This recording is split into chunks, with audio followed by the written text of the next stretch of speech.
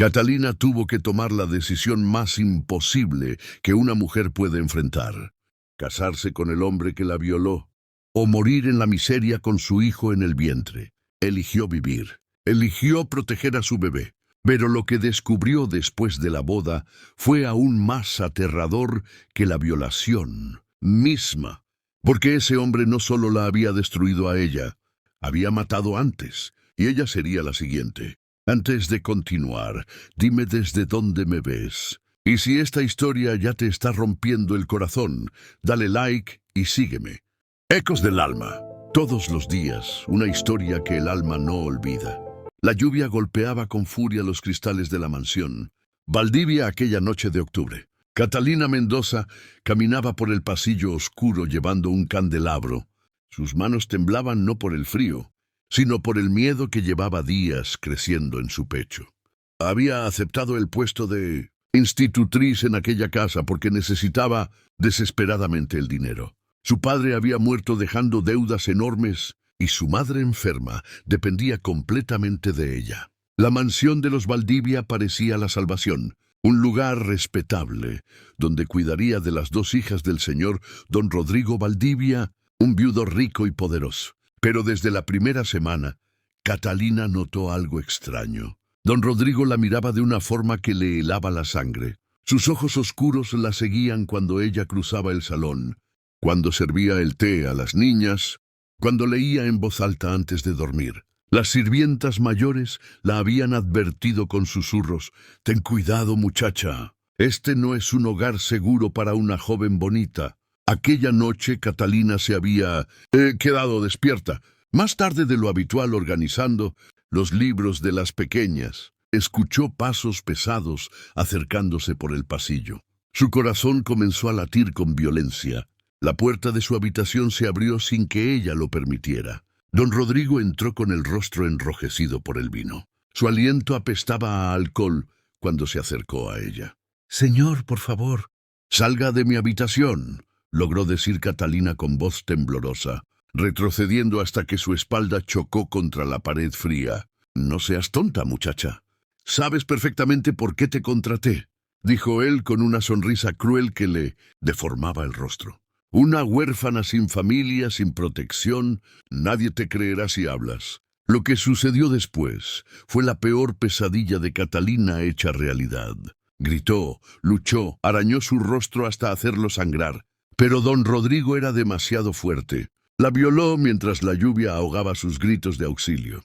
Cuando terminó, él se levantó, se arregló la ropa y antes de salir le dijo con frialdad: «Si hablas de esto, tu madre no vivirá para ver el próximo invierno. Conozco al médico que la atiende». Catalina quedó sola en el suelo, con el camisón rasgado y el alma destrozada. Lloró hasta que no le quedaron más lágrimas, pero sabía que no podía denunciarlo. Don Rodrigo era uno de los hombres más poderosos de la región.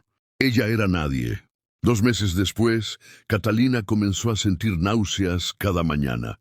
Al principio las ignoró, pensando que era el estrés y el horror que vivía cada día en aquella casa maldita. Pero cuando su cuerpo comenzó a cambiar, cuando sus ropas empezaron a apretarle la cintura, la terrible verdad la golpeó como un rayo. Estaba embarazada, del hombre que la había destruido. Se encerró en su habitación y lloró durante horas. ¿Qué haría ahora?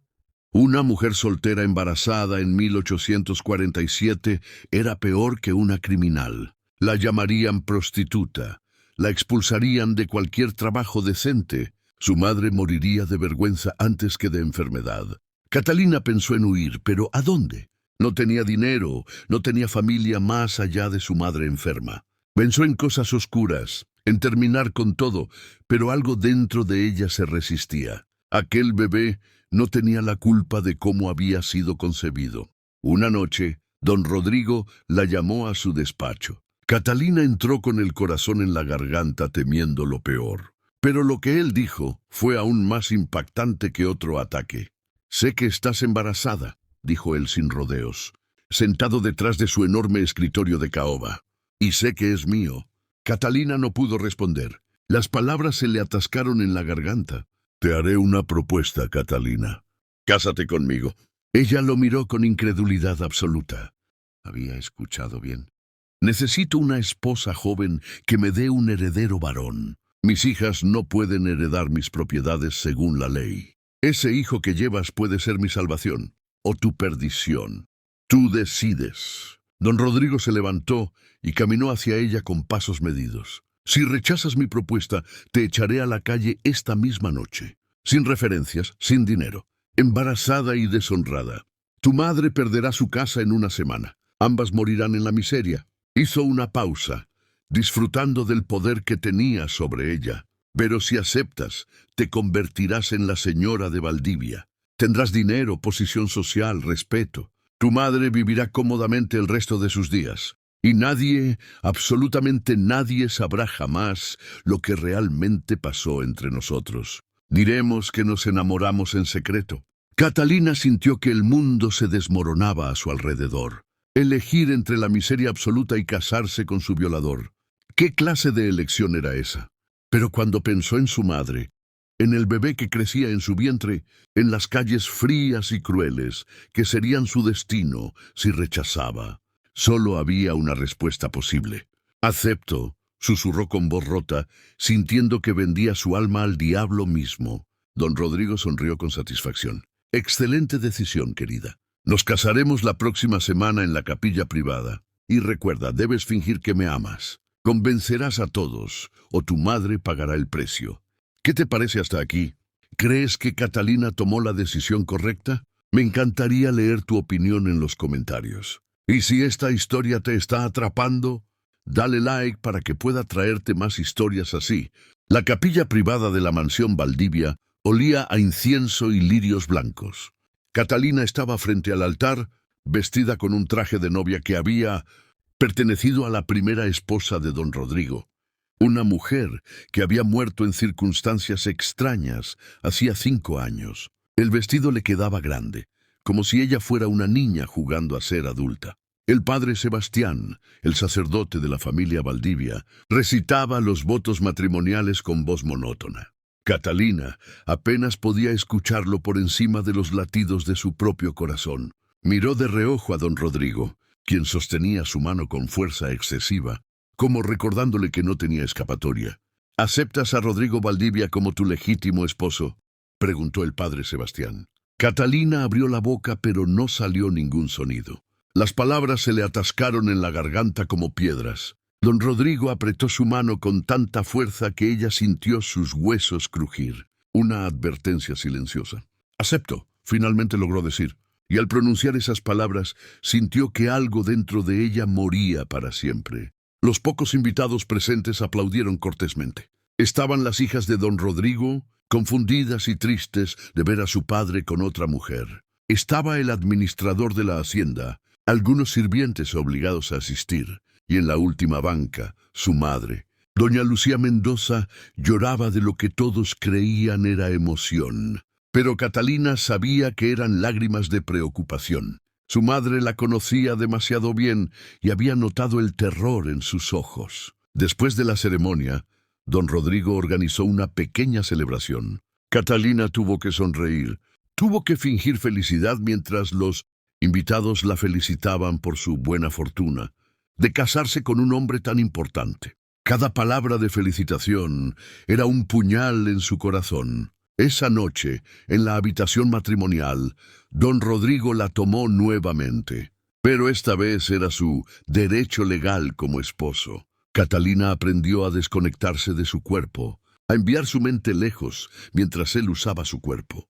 Se imaginaba caminando por campos de flores, corriendo libre por bosques interminables, cualquier cosa para no estar presente en ese momento. Los meses pasaron lentamente. El embarazo avanzaba y Catalina crecía. Don Rodrigo la trataba con una extraña mezcla de posesividad y desprecio. En público era el esposo atento, en privado le recordaba constantemente que ella no era nada sin él. «Nunca olvides quién eres realmente», le decía mientras cenaban solos. «Una institutriz de quinta que tuvo suerte de que yo la convirtiera en señora. Sin mí estarías muerta en alguna cuneta». Catalina aprendió a no responder, a bajar la mirada y aceptar sus crueldades en silencio. Pero por las noches, cuando él dormía, Ella acariciaba su vientre y le susurraba promesas a su bebé. Te protegeré. No importa lo que cueste, te mantendré a salvo de él. El parto llegó en una noche de tormenta, como si el cielo mismo llorara por lo que estaba a punto de suceder. Catalina gritó durante horas mientras las parteras trabajaban. El dolor era insoportable, como si su cuerpo se estuviera partiendo en dos. Finalmente, después de una eternidad de agonía, escuchó el llanto. Un llanto fuerte, poderoso, lleno de vida. «¡Es un varón!», anunció la partera mayor con una sonrisa. «Un heredero para la casa Valdivia». Colocaron al bebé en los brazos de Catalina y ella lo miró por primera vez. Era perfecto. Pequeño, arrugado, con un mechón de cabello oscuro y los ojos cerrados. En ese momento, todo el horror, todo el dolor, todo el sufrimiento desapareció. Catalina sintió un amor tan profundo, tan absoluto, que le quitó el aliento. «Mi niño», susurró besando su frente diminuta. «Mi pequeño Mateo». Don Rodrigo entró a la habitación con paso firme. Arrancó al bebé de los brazos de Catalina y lo examinó como si fuera un objeto valioso que acababa de comprar. El bebé comenzó a llorar. «Perfecto, un heredero sano y fuerte», dijo con satisfacción. «Lo llamaremos Rodrigo, como yo». «No», dijo Catalina, y su propia voz la sorprendió. Era la primera vez que lo contradecía directamente. «Se llamará Mateo, como mi padre». Don Rodrigo la miró con ojos llenos de furia. Por un momento, Catalina pensó que la golpearía allí mismo, frente a las parteras. Pero él controló su rabia y con una sonrisa fría dijo: «Como quieras, querida. Total, el nombre no importa. Lo importante es que es mi heredero». Le devolvió el bebé a Catalina y salió de la habitación dando un portazo. Los primeros meses de maternidad fueron los más felices que Catalina había conocido desde aquella terrible noche. Mateo era un bebé tranquilo y dulce. Cuando ella lo amamantaba, cuando lo acunaba para dormir, cuando cantaba canciones de cuna que su propia madre le había cantado, Catalina sentía que tal vez, solo tal vez, había algo de luz en su oscura existencia. Pero una tarde, mientras alimentaba a Mateo en el salón, escuchó voces alteradas en el despacho de don Rodrigo. Reconoció la voz del administrador, don Felipe, un hombre mayor que había trabajado para la familia durante décadas. «Debe decírselo, don Rodrigo. Es injusto que no lo sepa», decía don Felipe con tono grave. «Cállese. Eso no es asunto suyo», respondió don Rodrigo furioso. «Ese niño merece conocer la verdad cuando crezca. Y su esposa también. Usted no puede vivir con esta mentira para siempre. ¿Me está amenazando, viejo? Porque puedo despedirlo ahora mismo y dejarlo sin pensión. Haga lo que quiera, señor. Pero la verdad siempre sale a la luz, siempre». Catalina escuchó pasos aproximándose y rápidamente fingió estar concentrada en el bebé. Don Felipe salió del despacho con el rostro rojo de indignación y se marchó sin mirarla. ¿Qué verdad? ¿Qué secreto tenía don Rodrigo que incluso su leal administrador consideraba imperdonable? Catalina sintió un escalofrío recorrerle la espina dorsal. Había algo más, algo que ella desconocía, algo que podía cambiar todo. Esa noche, cuando don Rodrigo se durmió después de beber demasiado vino, Catalina hizo algo que nunca había hecho. Bajó en silencio al despacho. Sus manos temblaban mientras rebuscaba entre los papeles del escritorio, sin saber realmente qué buscaba. En el último cajón, cerrado con llave, encontró lo que necesitaba. Tomó un alfiler de su cabello y con paciencia forzó la cerradura, una habilidad que había aprendido de niña jugando con su hermano. El cajón se abrió con un clic suave. Dentro había documentos, cartas viejas y un pequeño retrato. Catalina lo tomó y lo acercó a la luz de la vela. Era el rostro de la primera esposa de don Rodrigo, la madre de las niñas. Pero no era solo eso. Detrás del retrato había una fecha de muerte y una nota, escrita a mano en letra del doctor. Causa de muerte: envenenamiento progresivo. Solicito investigación inmediata. Las manos de Catalina comenzaron a temblar violentamente. ¿Don Rodrigo había asesinado a su primera esposa? Siguió buscando y encontró más cartas. Estas del padre Sebastián dirigidas a don Rodrigo, rogándole que se confesara. que revelara la verdad sobre la muerte de su esposa antes de que Dios lo castigara. Había recibos de grandes sumas de dinero pagadas al mismo doctor que firmó el certificado de defunción. Obviamente sobornos para cambiar la causa de muerte oficial. Catalina sintió que el mundo se desmoronaba a su alrededor una vez más. No, solo estaba casada con su violador. Estaba casada con un asesino. La verdad comienza a salir a la luz. ¿Crees que Catalina debería huir ahora o hay algo más que debe descubrir? Déjame tu opinión en los comentarios. Me encanta leer lo que piensan. Y si te está gustando esta historia, no olvides darle like y suscribirte al canal. Catalina pasó días sin poder dormir después de su descubrimiento. Cada vez que miraba a don Rodrigo, veía no solo al hombre que la había violado, sino a un asesino frío y calculador. ¿Cuánto tiempo pasaría antes de que ella también se convirtiera en un estorbo? Antes de que una enfermedad repentina la llevara a la tumba como a la primera señora Valdivia. Necesitaba ayuda, pero ¿en quién podía confiar? Los sirvientes le tenían miedo a don Rodrigo. El padre Sebastián ya sabía la verdad y había elegido el silencio. Don Felipe había sido despedido inmediatamente después de aquella discusión. Catalina estaba completamente sola, o eso creía. Una tarde, mientras paseaba por el jardín con el pequeño Mateo en brazos, se acercó una de las sirvientas más viejas de la casa. Se llamaba Inés, una mujer de casi 60 años que había trabajado allí desde antes de que don Rodrigo naciera. Siempre había sido silenciosa y discreta, casi invisible. «Señora Catalina», susurró Inés mirando hacia todos lados para asegurarse de que estaban solas. «Sé lo que encontró la otra noche en el despacho». Catalina sintió que la sangre se le helaba. «No sé de qué me habla». «No mienta, señora. La vi salir del despacho con una vela a las 2 de la madrugada. Y conozco esa mirada en sus ojos. Es la misma que tenía la pobre señora Teresa antes de morir». Teresa. Ese era el nombre de la primera esposa. Catalina nunca lo había sabido, porque don Rodrigo prohibió que se mencionara en la casa. «¿Usted sabe lo que le hizo?», preguntó Catalina con voz apenas audible. Inés asintió lentamente, con lágrimas en sus ojos cansados. «Lo supe desde el principio. La señora Teresa era buena, demasiado buena para este mundo. Cuando empezó a enfermarse, yo preparaba sus comidas personalmente. Pero don Rodrigo insistía en llevarle él mismo el té todas las noches. Después de cada té, ella empeoraba más. Yo vi cómo ponía algo en la taza cuando creía que nadie miraba». «¿Por qué no dijo nada?». Catalina sentía rabia y desesperación al mismo tiempo. «¿A quién le iba a decir, señora? Don Rodrigo controla todo en esta región. Al juez, al alcalde, al médico, al sacerdote. Todos le deben dinero o favores.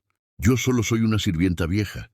Si hubiera hablado, habría aparecido muerta en el río como la cocinera, que una vez lo amenazó con contar lo que sabía del negocio de contrabando». Catalina abrazó a Mateo con más fuerza. «Entonces, ¿qué puedo hacer? ¿Esperar a que me mate a mí también? Tiene que ser inteligente, señora. Más inteligente que él. Yo la puedo ayudar. Pero necesitamos un plan». Inés miró al bebé con ternura.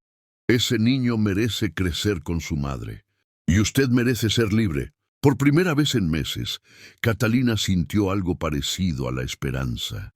No estaba sola. ¿Tenía una aliada? ¿Qué propone?, preguntó.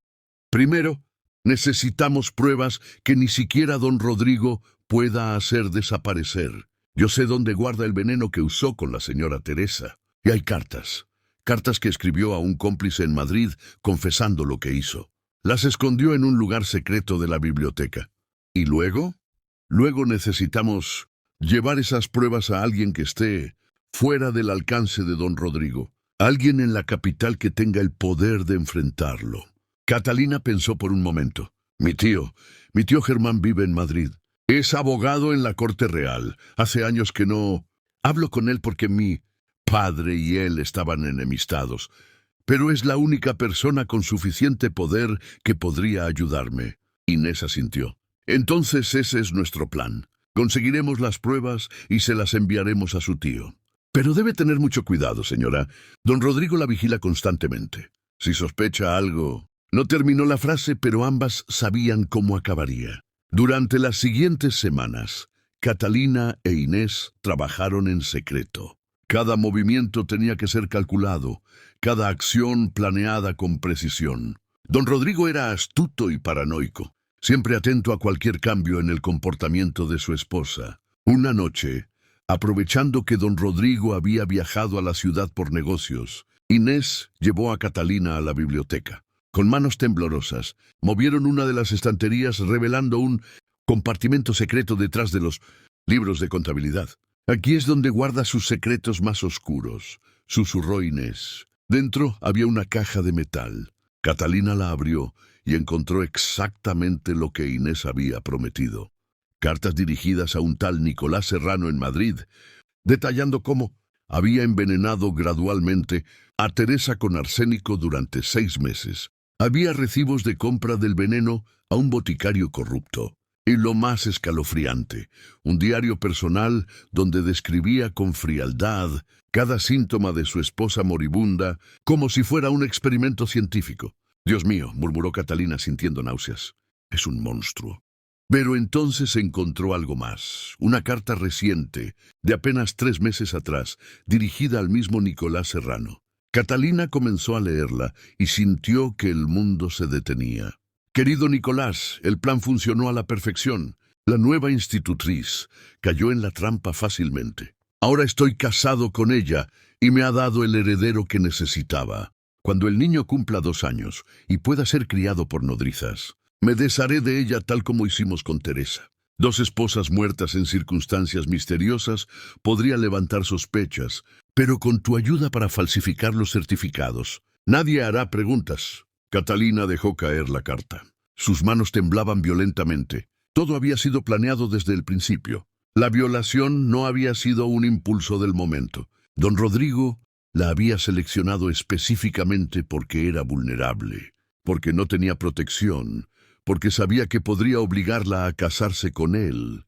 «Señora, ¿está bien?», preguntó Inés con preocupación.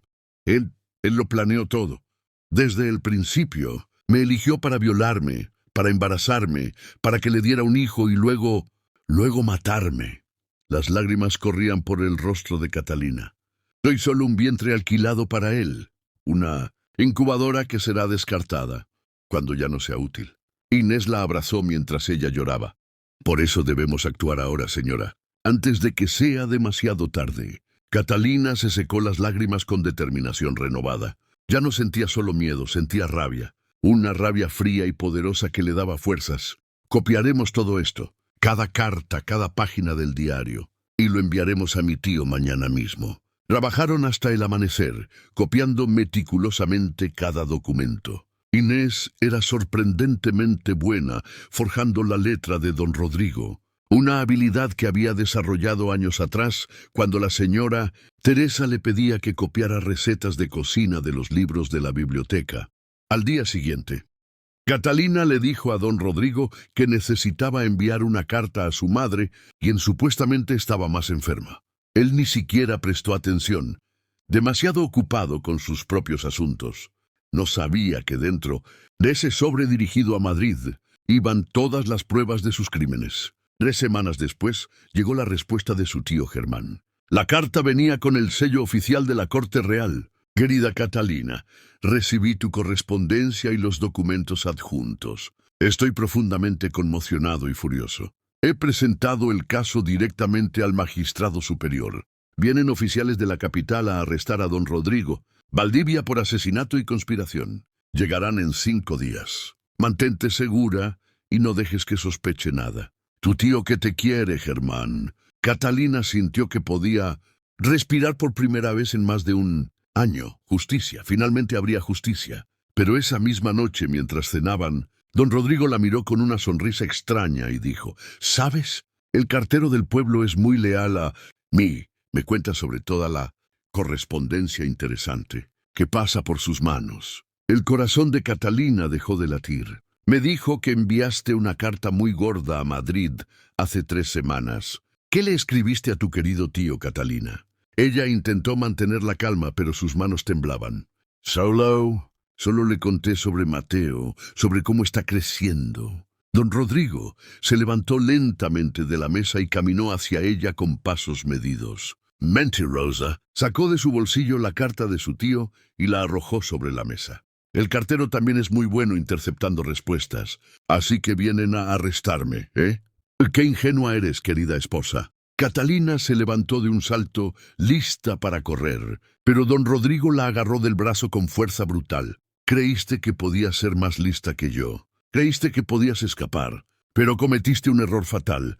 Confiaste en el sistema, un sistema que yo controlo. La arrastró hacia su despacho, mientras ella gritaba pidiendo ayuda. Los sirvientes miraban hacia otro lado, demasiado aterrados para intervenir.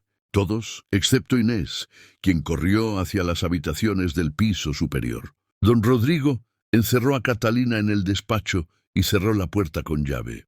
Cuando lleguen los oficiales de Madrid en 5 días, les diré que mi pobre esposa se volvió loca después del parto, que empezó a inventar historias delirantes, que intentó lastimarse a sí misma. Ya hablé con el médico, él confirmará mi versión. Y si es necesario, te encerraré en el manicomio de la ciudad, donde nadie volverá a escuchar tus acusaciones. Catalina se dio cuenta con horror de que había subestimado a su enemigo.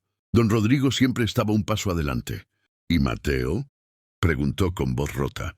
Mateo será criado como mi heredero, lejos de su madre loca. Le diré que moriste de pena después de perder la razón. En ese momento se escucharon golpes fuertes en la puerta principal de la mansión. Voces autoritarias gritaban: «¡Abran en nombre de la corona!». Don Rodrigo palideció. «Imposible. Faltan 5 días». La puerta del despacho se abrió de golpe. Era Inés, con el pequeño Mateo en brazos y acompañada de 4 oficiales reales. «Los hice venir antes, señor», dijo Inés con voz firme. «Resulta que yo también tengo contactos. Mi hijo trabaja en la Corte Real como asistente del magistrado. Cuando su tío nos escribió, yo le envié un mensaje urgente. Estos hombres llevan 2 días viajando sin parar. Don Rodrigo Valdivia fue arrestado esa misma noche.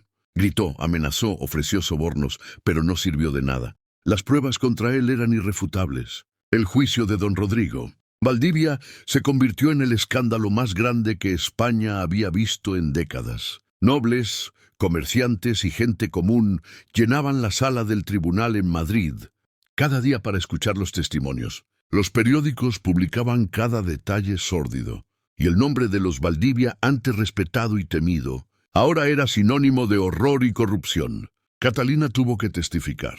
Fue el momento más difícil de su vida, más difícil incluso que la noche de la violación. Tuvo que pararse frente a una sala llena de desconocidos y contar lo que don Rodrigo le había hecho. Cada palabra era un cuchillo en su garganta. Cada mirada de los espectadores era como fuego en su piel. Pero su tío Germán estaba a su lado, sosteniéndole la mano. E Inés también estaba allí en la primera fila, asintiendo con firmeza cada vez que Catalina vacilaba, recordándole que era fuerte, que era valiente, que estaba haciendo lo correcto. Cuéntele al tribunal qué sucedió.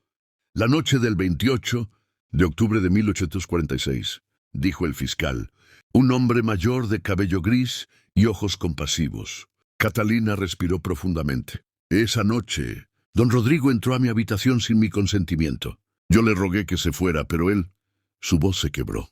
Él me dijo que nadie me creería, que yo no era nadie. Y luego me violó. Un murmullo de horror recorrió la sala. Algunas mujeres lloraban abiertamente.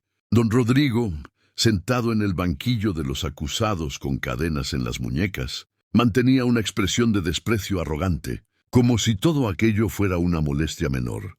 ¿Y después?, preguntó el fiscal. 2 meses después descubrí que estaba embarazada.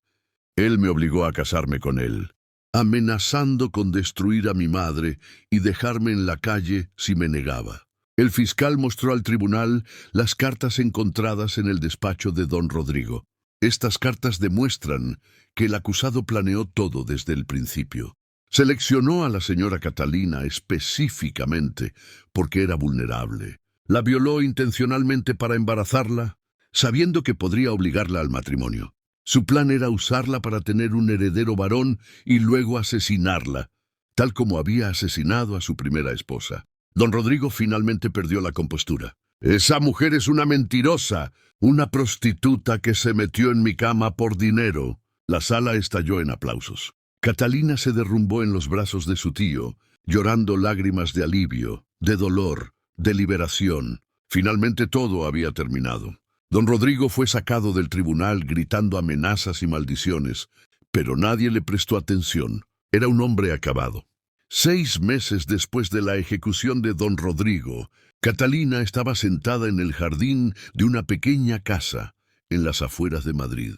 No era una mansión lujosa como la de los Valdivia, pero era suya. Era libre. Y eso la hacía más hermosa que cualquier palacio. El pequeño Mateo, ahora de casi 2 años, jugaba en el césped persiguiendo mariposas. Su risa era el sonido más hermoso que Catalina había escuchado jamás. El niño era brillante, curioso, lleno de vida, y nunca conocería la oscuridad de la que provenía.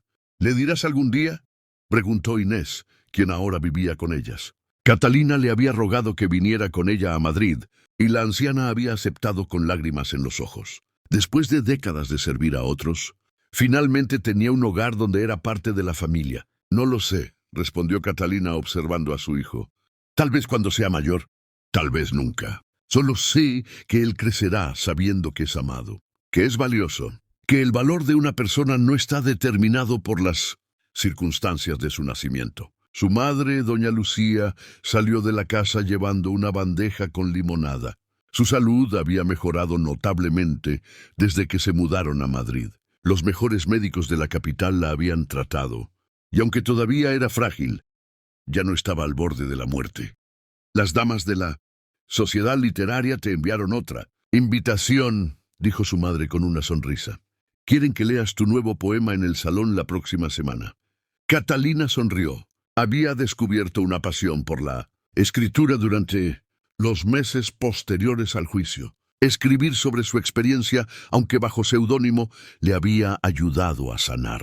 Sus poemas sobre el sufrimiento de las mujeres, sobre la injusticia, sobre la resiliencia, habían tocado el corazón de muchas lectoras que se veían reflejadas en sus palabras. Su tío Germán también las visitaba regularmente. Se había convertido en la figura paterna que Mateo necesitaba, llevándolo a pasear por el parque, enseñándole a leer, contándole historias de héroes valientes.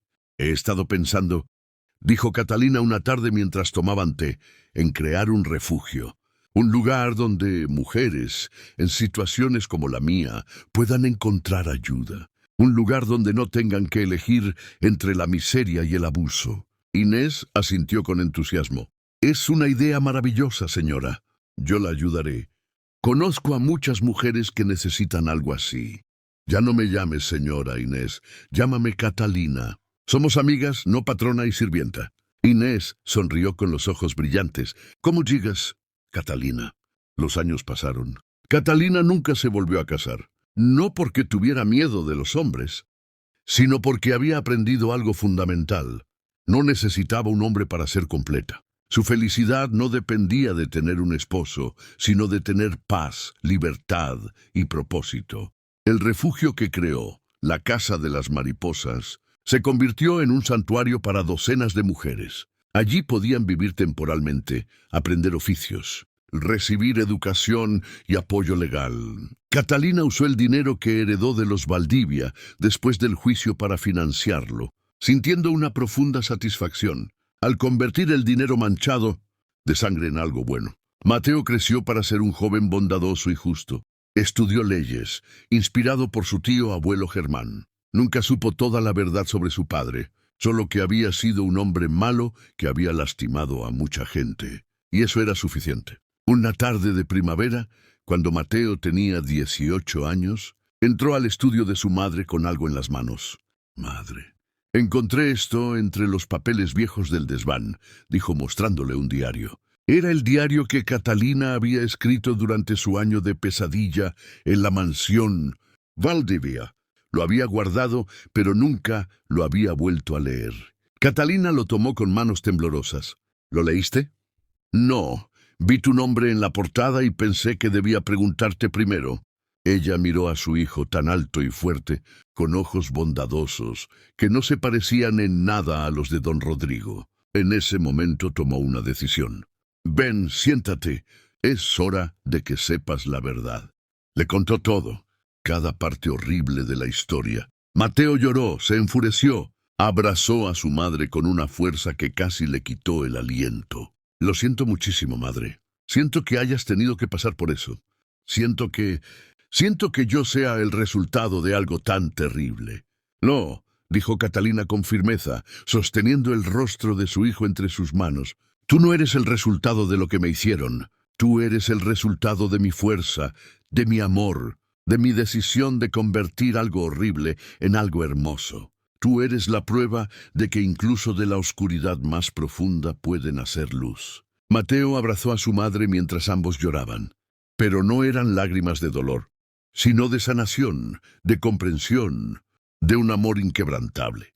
Años después, cuando Catalina era ya una anciana de cabello plateado, sentada en su jardín rodeada de sus nietos, Mateo se había casado con una maestra maravillosa. Reflexionaba sobre su vida. Había conocido el horror más profundo que un ser humano puede experimentar, pero también había conocido la resiliencia, el coraje, la hermandad entre mujeres y el amor más puro. Había sido víctima, pero se había negado a permanecer como víctima.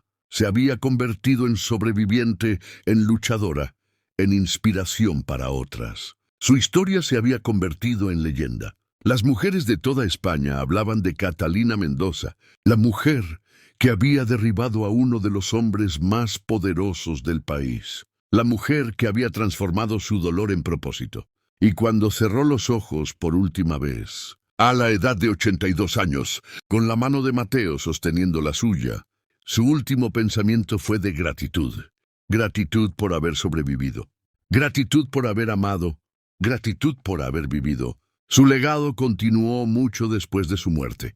La Casa de las Mariposas siguió operando durante generaciones, salvando innumerables vidas. Y su historia fue contada una y otra vez, recordándole al mundo que incluso en los momentos más oscuros, el espíritu humano puede encontrar la forma de volar. La historia de Catalina nos enseña algo muy importante. Nunca somos tan débiles como creemos, y nunca estamos tan solas como pensamos. Incluso en los momentos más oscuros, hay luz esperando ser encontrada. Hay fuerza dentro de nosotras que ni siquiera sabíamos que teníamos. Catalina tuvo que tomar decisiones imposibles, enfrentar miedos inimaginables y luchar contra un sistema diseñado para silenciarla. Pero no se rindió. Y con la ayuda de otras mujeres valientes como Inés, encontró la forma no solo de sobrevivir, sino de transformar su dolor en algo hermoso que ayudó a innumerables personas. Y ahora quiero escucharte a ti. ¿Qué parte de la historia de Catalina te impactó más? ¿Su valentía al testificar? ¿Su decisión de crear el refugio? ¿La amistad con Inés? Déjamelo en los comentarios. Me encanta leer sus reflexiones. Cada comentario es importante para mí. Y si esta historia te llegó al corazón, si sentiste la fuerza de Catalina, dale like y compártela con alguien que necesite escuchar que hay esperanza incluso en la oscuridad. Y suscríbete al canal para más historias que tocan el alma. Recuerda, nunca estás sola. Siempre hay alguien dispuesto a ayudar. Siempre hay una salida, siempre hay esperanza. Fin. Hasta mañana. Cuéntame desde dónde me estás viendo y sígueme para recibir nuevas historias todos los días.